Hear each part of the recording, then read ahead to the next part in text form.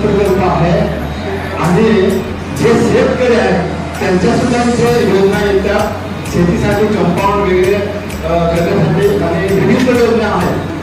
तर ST schedule tribe हे जातीचा दाखला किंवा दाखल करण्याचा दाखला त्याला जोडायला तुम्ही लावता. आता हे दाखला कोण देतो? दाखला देतो कोण? कोणाची सिग्नेचर असते? प्रांतच्या आदिवासी इथे जन्माला आल्याच्या आधीपासून येतं का? तुम्ही त्यांना दाखला मागता.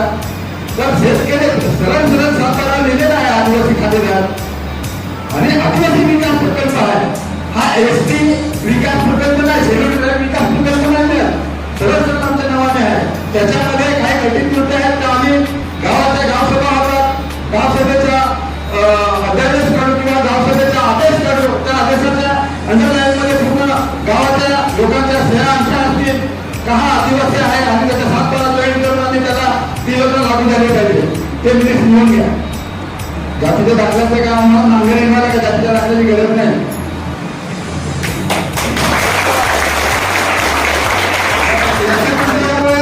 आपण ज्या भागातून ह्या भागाचं नाव आहे वरलाट,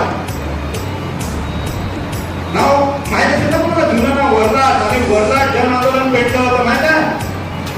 आणि वरलाट जन आंदोलनामध्ये जे आपले जे मोठे मोठे वीर पुरुष गेले त्यांची आठवण करू आपण.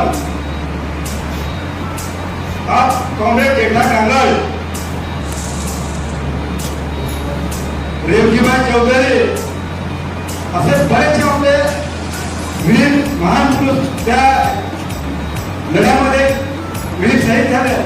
तर त्या लढ्याचा आज सांगायचा मुद्दा एवढंच मध्ये आहे की जेठा कांगळ ह्या एकदम असा लोकांना करून का आपला मृत्यू हटावून मूक स्पर्ध त्याच्या एवढा तरुण होता, म्हणजे 25च्या घरामध्ये असेल.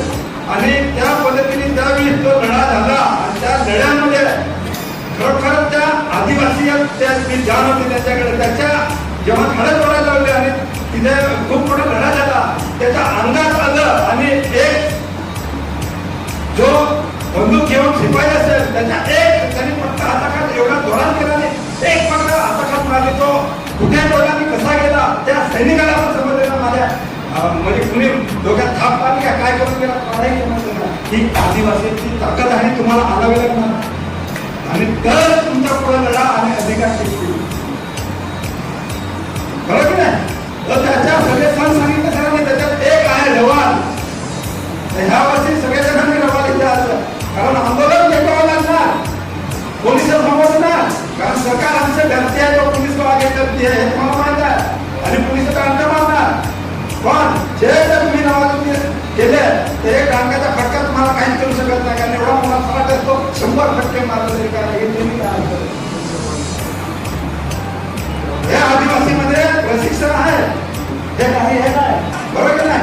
अधिकारासाठी लढायचे असेल ना तर तुम्हाला आपलं आदिवासीत्व जे संस्कृती मधलं जे कल्चर आहे त्याच्यामध्ये जाऊन त्यांच्या पूर्ण अभ्यास करावा लागणार आणि पुढे लढा द्यावा लागणार आहे. पुढे जास्त बोलत नाही, पुन्हा आता आपण आटप तर घेऊ तरी सर्व इथे जमलेले माता